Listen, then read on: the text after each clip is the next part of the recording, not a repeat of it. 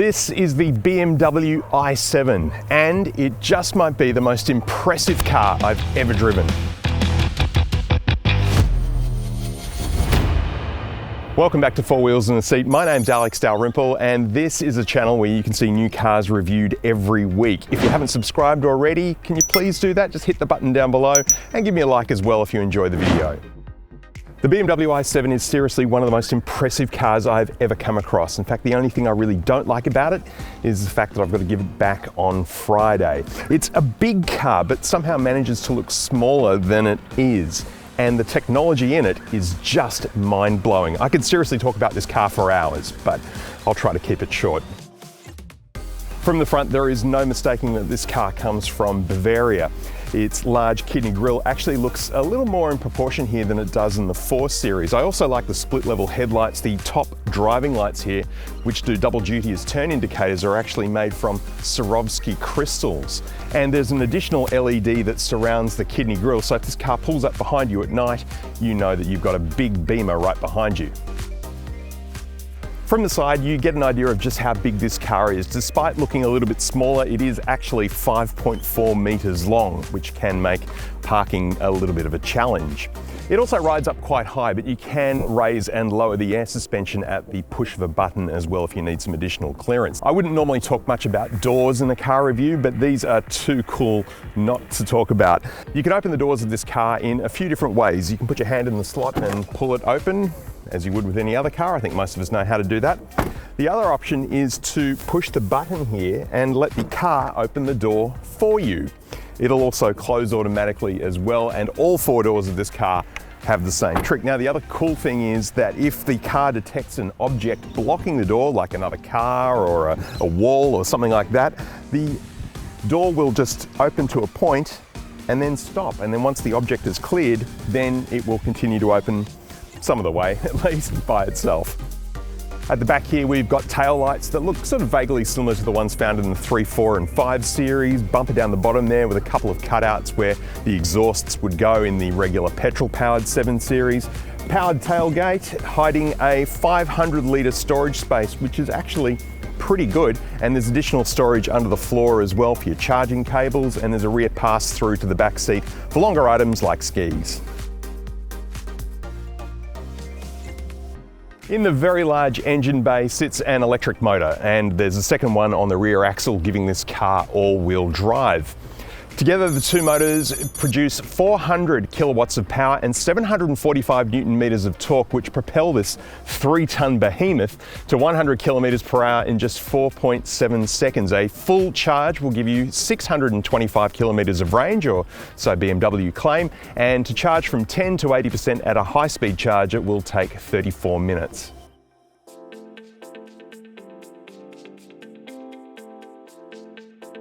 Inside, and this is where I could really go on about this car all day, but don't worry, I'm not going to.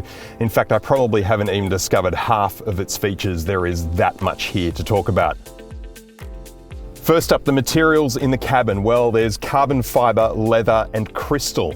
It doesn't really get much more opulent than that. The interior lighting changes with the drive mode. We've got haptic touch buttons, meaning you can activate things without any effort whatsoever. Even the air vents in this car are invisible. They're in an almost invisible strip here underneath the carbon fiber, and they're controlled with these little joystick style toggles underneath. The technology, of course, is top-notch, and the center console screen features the most featured version of BMW's new operating system 8 that you will find in any of their cars. There is an infinite amount of functionality and customization available. You could spend an hour just going through all the apps. In fact, I'm going to do that right now.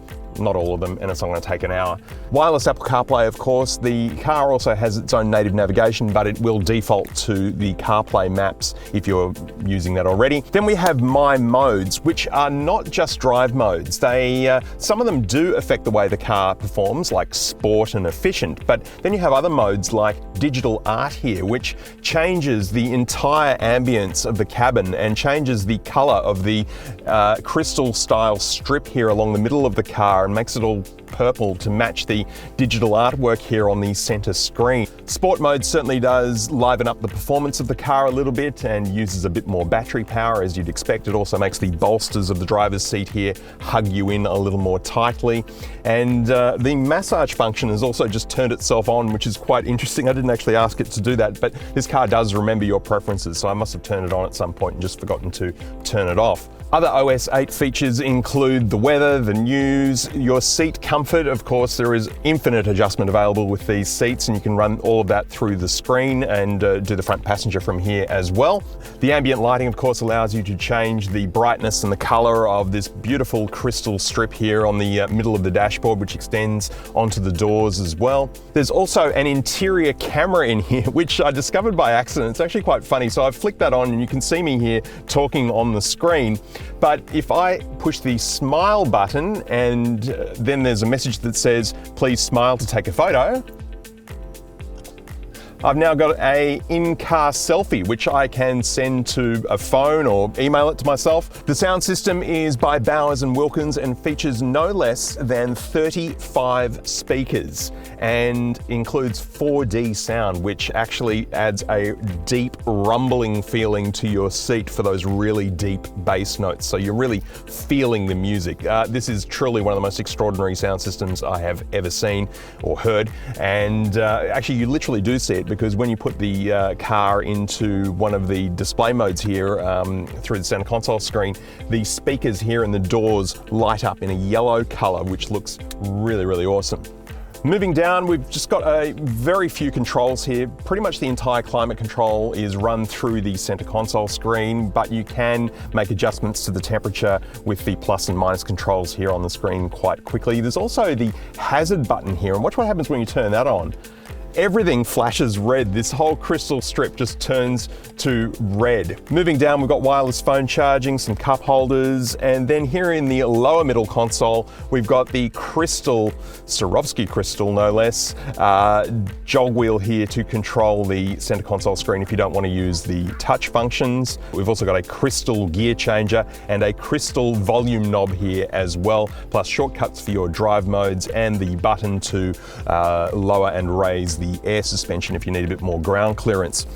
A pretty small center console bin, to be honest. There's a couple of USB-Cs in there, plus a 12-volt outlet. Head-up display, you can customize the information that appears on that screen. And then we've got the digital instrument cluster, which again in operating system 8 looks amazing. Here in the i7, we have an additional screen of augmented reality, which is a system that we've seen in the Genesis G80, and now it is here too. And in fact, it works very similar to that. So when you're driving, you get animated arrows appearing on the screen showing you where to go, making it a lot harder to get lost. The steering wheel here is a fantastic M Sport steering wheel, has a really nice feel to it. I do prefer this over the standard BMW wheel. I think this car knew that it was a cold morning, because when I got into the car this morning, it was only 11 degrees and the steering wheel heating was on, which felt really nice. There's also a boost paddle shifter back here, giving you 10 seconds of extra boost if you need to go really quickly. We might try that out when we do a 0 to 100 dash a little bit later on. The seats are extremely comfortable. They're merino leather. There is an infinite amount of electric adjustment available for all the passengers of this car. Here in the front, it's run by the crystal controls here on the door, and they are also heated and ventilated, and there's about a dozen different massage programs you can choose from. If you had to sit here all day, you'd be pretty comfortable. And opening the doors from the inside, of course, is fully automatic as well. If you want it to be, you can open them manually here from a lever down the bottom, or you can just push this button and the door will sort of just prop open a little bit. Or there is fully automatic door opening from a touch sensitive button over here on the right hand side of the dashboard, and the door opens all the way. That's the one I'd use all the time, I think. You can, of course, close the door the same way too. But it's in the back seat where things are really turned up to well, 12 because we've already had 11 at the front.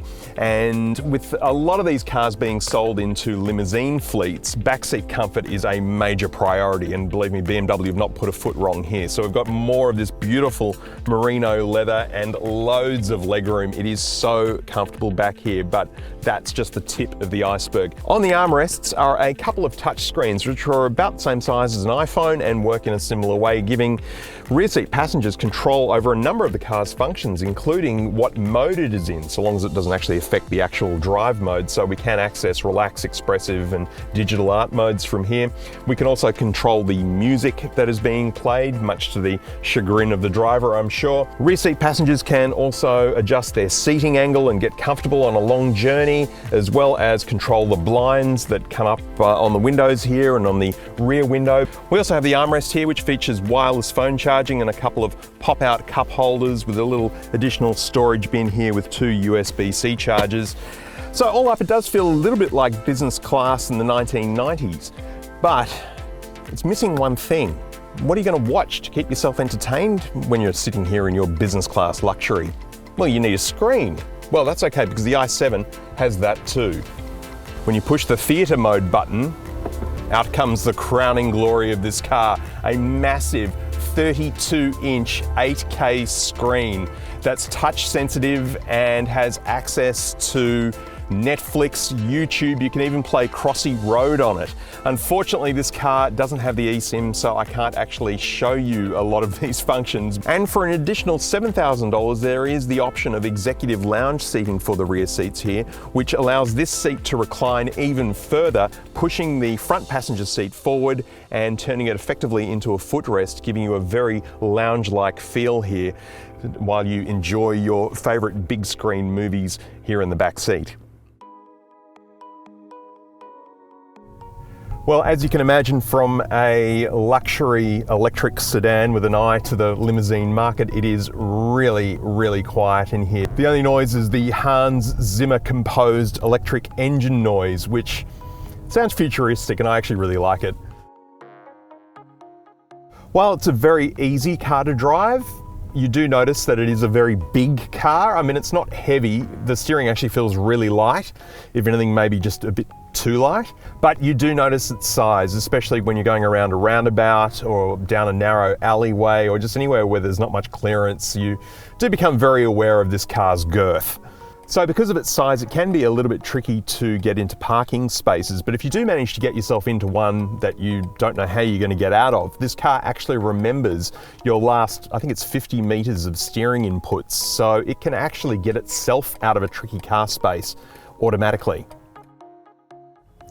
I think the engineers at BMW might have been asking their colleagues at Rolls-Royce about how to give a car a little bit of that waft, because this car has that sort of Rolls-Royce waft where it will just sort of breezily move along without too much of an effort. But it's interesting because this car is a bit of a chameleon. If you put it in sports mode, it drops the waft altogether and just becomes a bit of a performance machine. Okay, let's try out some of the adaptive cruise controls and see how they go. Oh, yeah, you really feel that switch on in a hurry. It feels like I almost don't need to touch the wheel, but I have to because that's the law. And we are kind of wandering around all over the lane a little bit here, which is a little bit disconcerting. The augmented reality has a target painted on the car in front of me. It looks like it's getting ready to blast it with a missile or something, actually. Honestly, it feels like we're barely moving. The ride is so smooth and I'm barely steering. I've just got my fingers resting on the steering wheel here. The car is handling all of the acceleration and braking. This is crazy. Okay, let's try a lane change. That's very cool. The car just changed lanes by itself just because I had the indicator on.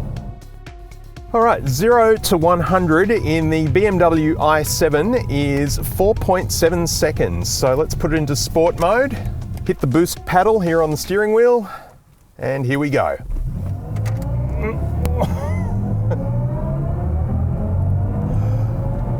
Oh my gosh. Wow. 4.7 seconds.